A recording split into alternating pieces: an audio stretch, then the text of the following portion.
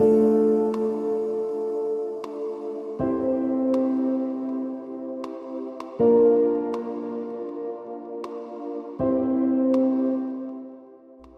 May 24, 2025, a 7-year-old girl vanished from a busy open-air market in Nyeri town, Kenya. Her mother searched frantically. Neighbors joined the hunt, and one man, a trusted porter who knew the family, stood among them, pretending to help. But here is what you need to understand. While the mother wept and begged the heavens for her child's safe return, that same man already knew exactly where the little girl was, because he was the one who had taken her. And when the truth finally came to light, what the community unearthed beneath a simple iron bed sent shockwaves across an entire nation.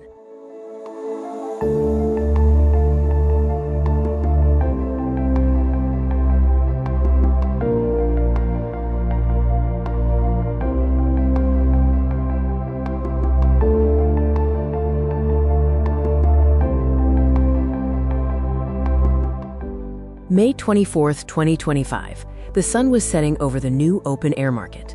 Tamara Blessings Kabura, a bubbly 7-year-old and a grade 1 pupil at Judah Academy, was playing near her mother's stall. Her mother, Susan Wanjiru, was a trader at the market, alongside Tamara's grandmother, Jane Kabura.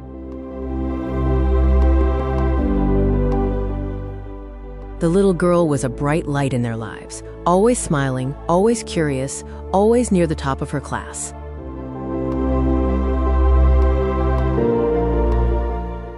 But around 6 p.m., workday closing time, Susan turned around and Tamara was gone. At first, Susan told herself it was nothing. Perhaps Tamara had wandered to a nearby stall. But as minutes stretched into hours, a cold dread began to set in. She alerted family members. They spread out across the market, searching every corner, every alley. Nothing.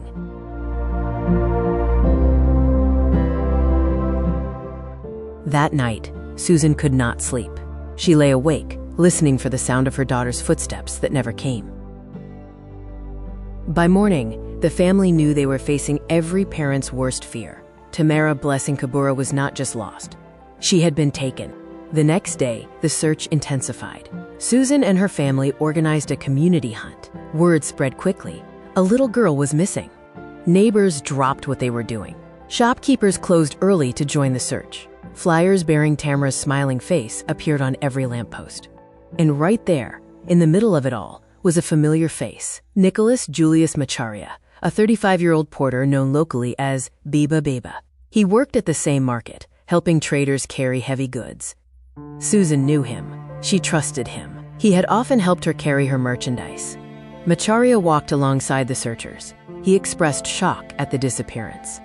He asked for updates. He appeared to be just another good Samaritan, doing what any decent person would do. But all the while, he knew exactly where Tamara was. By the second day, with no sign of Tamara, Susan could no longer wait. She reported her daughter missing to the Nyeri Central Police Station. Officers took down the information. A missing persons report was filed. But the family soon grew frustrated. The search felt disorganized. Leads were scarce. And the police, with limited resources, struggled to prioritize a case that was still, at that point, only a disappearance, not yet a crime scene. Susan turned to prayer. She begged God to bring her daughter home. She called every relative, every friend.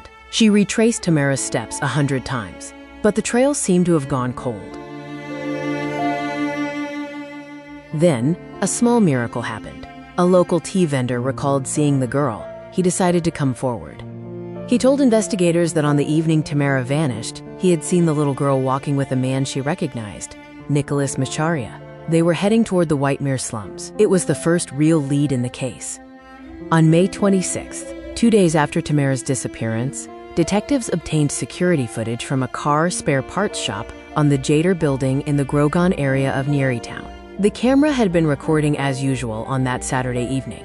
At exactly 7:30 p.m., the footage captured a chilling image. Nicholas Macharia, in a red t-shirt and blue trousers, walking hand in hand with Tamara Blessings Kabura. The little girl is wearing a brown sweater, maroon trousers, and white sandals. In her left hand, she holds a sweet, believed to have been used by the suspect to lure her. She trusts him. She holds his hand as if he were a friend, an uncle, someone safe. She has no idea that this man is about to become the last person she will ever see. Another camera, located 250 meters away in a business complex, captured the pair walking toward the Whitemere slums in the Majengo area. Detectives now had their suspect. Macharia was arrested swiftly and taken to Nyeri Central Police Station. Under interrogation, Macharia initially denied everything, but faced with the CCTV evidence, something cracked. He led officers to his home, a small timber house in the Whitemere slums. It was a place he lived in alone, a modest structure that held a dark secret. Inside, the officers found a bed, utensils scattered around, and beneath that bed, a spade, a machete, and a hoe.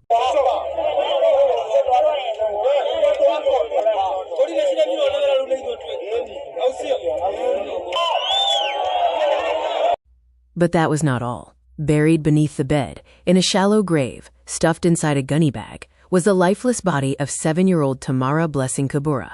She had been defiled, then suffocated to death. Her tiny body, once full of dreams of becoming a doctor, was now nothing more than evidence, hidden under the bed of a man her mother had trusted.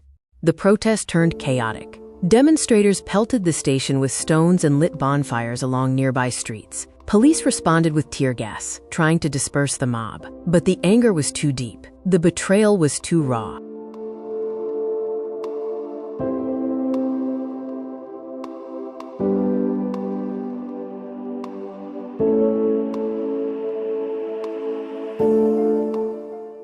Online, the outcry was just as fierce. Hashtags flooded social media. Hashtag Justice for Baby Tamara and hashtag Justice for Tamara became rallying cries for a nation that had grown weary of violence against children. To truly understand the horror of this case, we must look at the man at its center. Nicholas Julius Macharia was 35 years old, a casual laborer, a porter at the Nyeri town market. By all accounts, he was unremarkable, quiet, unassuming, the kind of person who blends into the background. But beneath that ordinary surface lurked something monstrous. Macharia knew the family. He worked alongside Tamara's mother. He was a familiar face, someone the little girl had no reason to fear. And that, prosecutors would later argue, was exactly how he planned it. The court would ultimately find that the offenses were premeditated, meticulously planned, and carried out with extreme cruelty. He lured Tamara with a sweet, a simple, innocent treat that any child would accept. Then, in the privacy of his rented room, he committed the unthinkable. Afterward, he did not flee. He did not panic. Instead, he dug a shallow grave beneath his own bed, stuffed her body into a gunny bag, and covered his tracks. And then, most chilling of all, he walked back to the market and joined the search for her. He looked Susan Wanjiru in the eye and asked, "Have you found her yet?"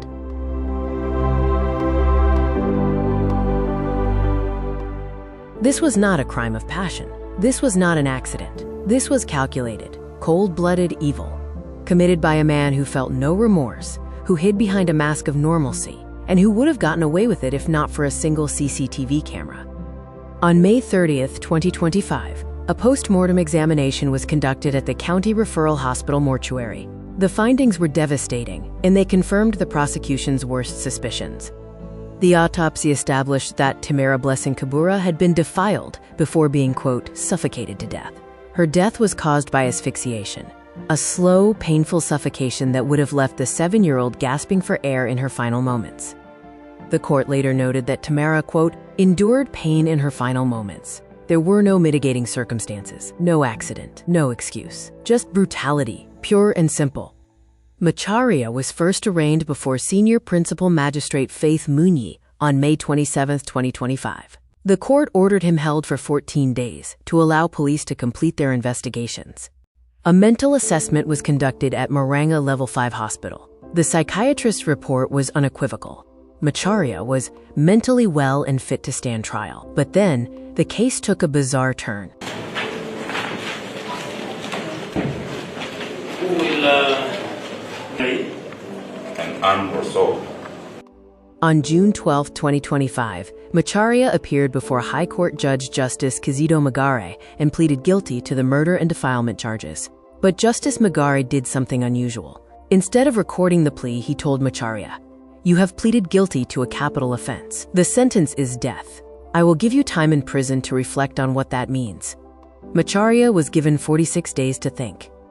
On his return, Macharia and his lawyer wished to change his plea. This infuriated human rights commissioners. They asked why a guilty person wanted to be given more chances. Finally, on February 19, 2026, the High Court in Nyeri delivered its verdict. Justice Kizito Magare presided over a packed courtroom, including Tamara's grieving parents, who had waited nearly 9 months for this moment. Macharia was sentenced to death, and the judge dismissed his defense, claiming the devil made him do the act. The pain suffered by the minor cannot be fathomable. It is beyond human understanding. Describing the convict as a beast will be an understatement. He is unable to discern any role played by the devil.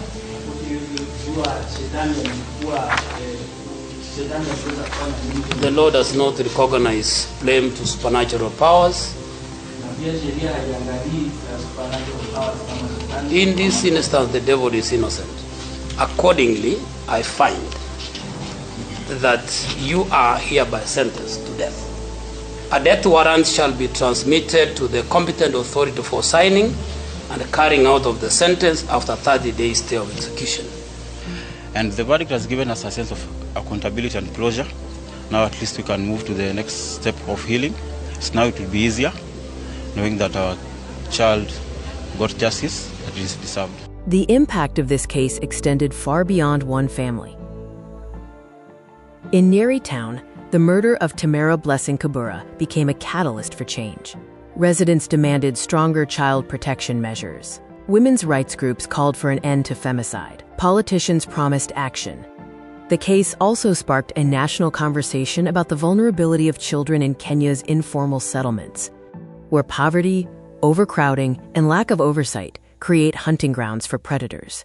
Tamara's death was not in vain. Her story forced a nation to look in the mirror and to ask hard questions about how to protect its most vulnerable citizens.